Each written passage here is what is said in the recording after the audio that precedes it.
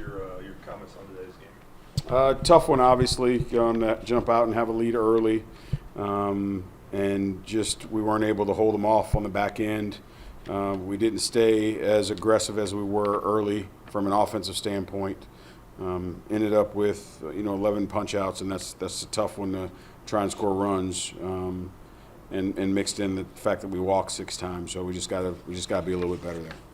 Coach, what did you think was the biggest change that happened from the second inning when you guys had a lot of quality at bats and were drawing a lot of walks to the rest of the game offensively? I just think we just lost focus. You put up in that second inning, you put up a 4 spot and you start to feel really good about it and know that you got a guy on the hill that's going to potentially put up zeros for you. And instead of just continuing to do what we've talked about all year, which is play 9 one-inning games, don't play a 9-inning game, play 9 one-inning games. I think we stopped doing that.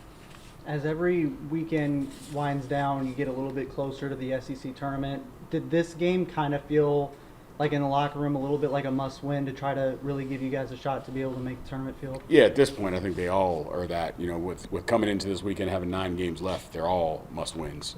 And when you do it mathematically, do you have some margin for error? Yeah, it's small, but you do have some margin for error there. And then you're also looking for some help from some other teams that we're kind of right there in the mix with. But yeah, every win at this point, or every game at this point, is a must-win game.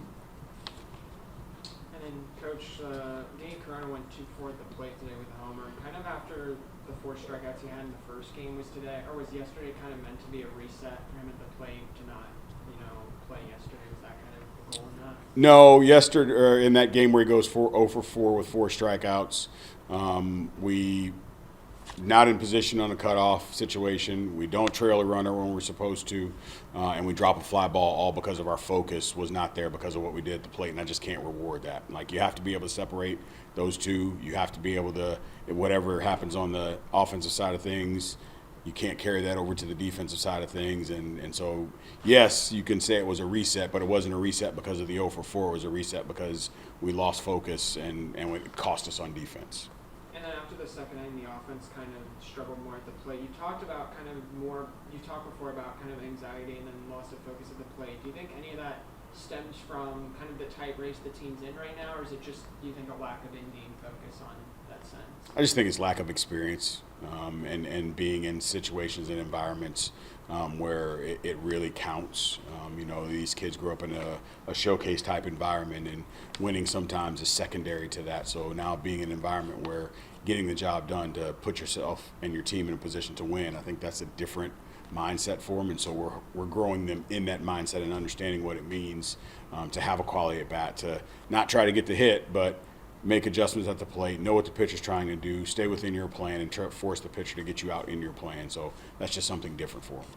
With 2 SEC weekends left to give you guys a chance to make the SEC tournament field, what do you want to see from your team differently kind of across the board to be able to make that happen? Just play good baseball. The same thing we've been saying all year. I don't think we have to do anything special, but other throw strikes, quality at bats, play good defense, play with energy, and play smart.